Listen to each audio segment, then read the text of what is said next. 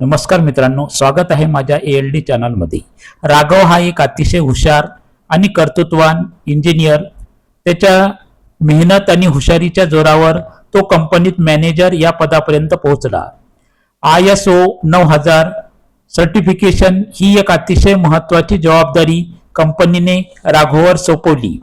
रेहा राघवची पत्नी, मंत्रमुग्ध करणारे सौंदर्य आणि तितका समजूतदारपणा।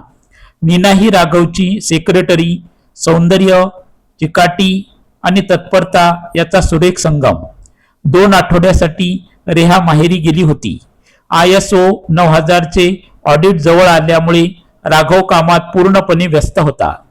रात्री उशिरापर्यंत ऑफिसमध्ये थांबत होता। नीना सर्वतोपरी मदत करतच होती।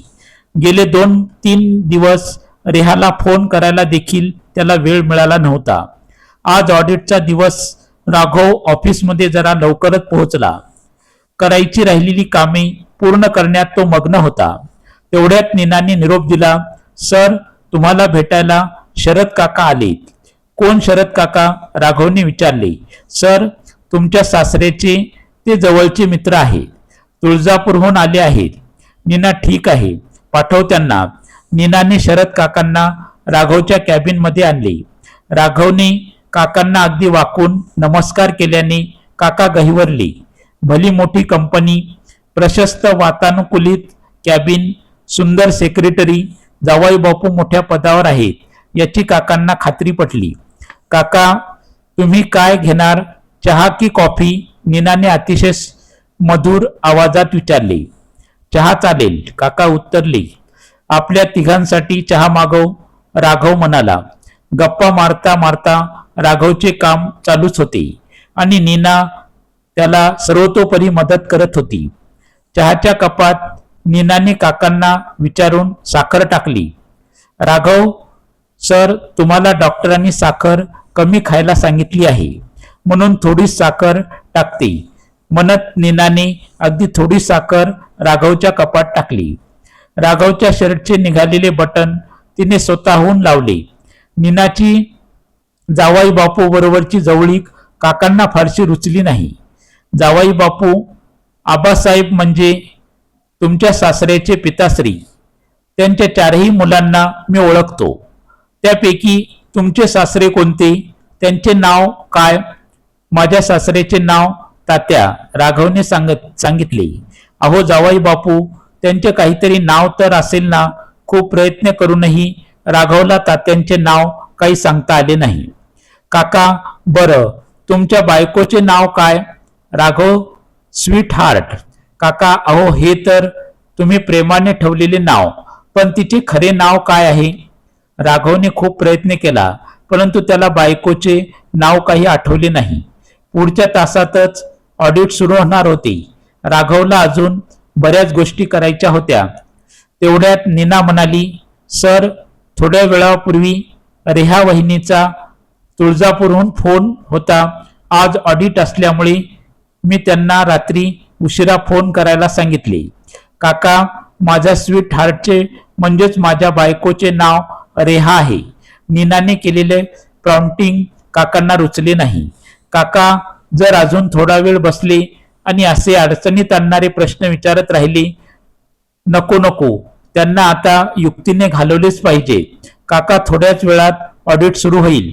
ऑडिटच्या तयारीसाठी मी आणि नीना कामात व्यस्त असल्याने तुमच्या बरोबर मनसोक्त गप्पा मारता येत नाही। तुम्ही असं करा ना, संध्याकाळी माझ्याकडे जेवायला या, खातपीत गप्पा मारत मस्त वेळ जाईल। जावई बापू, पण थोड्याच वेळापूर्वी तुमच्या या सेक्रेटरीने सांगितले ना की रेहा तुळजापूरला गेली आहे, मग स्वयंपाक कोण करणार? काका, तुम्ही काळजी करू नका, मी सर्व काही करीन, नीना म्हणाली। म्हणजे बायको माहेरी आणि ही सेक्रेटरी किचनमध्ये की अजून कुठे? शिव शिव शिव, मला महत्वाचे काम आहे, मला जायला पाहिजे, म्हणत काकांनी राघवचा निरोप घेतला। थोड्याच वेळात ऑडिटर्स आलेत। राघव आणि नीनाचा संपूर्ण दिवस ऑडिटमध्ये गेला। राघवच्या कामाची प्रशंसा करत ऑडिटर्सनी कंपनीला सर्टिफिकेशन मिळाल्याचे जाहीर केले। राघवच्या अनेक महिन्याच्या प्रयत्नांना यश आले होते. राघवचा हातात घेत नीनाने राघवचे अभिनंदन केले आणि हा आनंदोत्सव साजरा करण्यासाठी तिने राघवला तिच्या घरी आमंत्रित केले. मध्यवस्तीपासून जरा दूर असलेल्या दाट हिरव्यागार झाडांनी वेढलेल्या सोसायटीत 11व्या मजल्यावरील नीनाचा फ्लॅट, एसीची थंडगार हवा, मंद आवाजातील सुमधुर संगीत, रंगलेल्या गप्पा आणि त्यात भर घालणारे राघवच्या आवडीचे पेय. घड्याळाच्या काट्याने 10चा आकडा केव्हाच पार केला होता. नीनाचा फोन वाजल्याने दोघांची तंद्री भग्न झाली. फोन रेहाचा होता. रेहा, नीना, तुझे सर कुठे आहेत? माहित आहे का तुला? ते फोन उचलत नाहीत म्हणून वाटलं तुला विचारून पाहावं. नीना, काळजी करू नका मॅम, सर माझ्याकडे सुखरूप आहे. मी त्यांना फोन देते. पण त्याआधी मला तुम्हाला एक गुड न्यूज द्यायची आहे. ऑडिटच्या वेळी राघवने फोन सायलेंट मोडमध्ये टाकल्याने रेहाचे आलेले अनेक फोन त्याला कळले नव्हते. इतका उशीर आणि तरीही तो नीनाच्या घरी असल्याने रेहा नक्कीच चिडली असणार आणि त्यात ही नीना कोणती गुड न्यूज देऊन आगीत किती तेल ओतणार. राघवला काळजी वाटू लागली.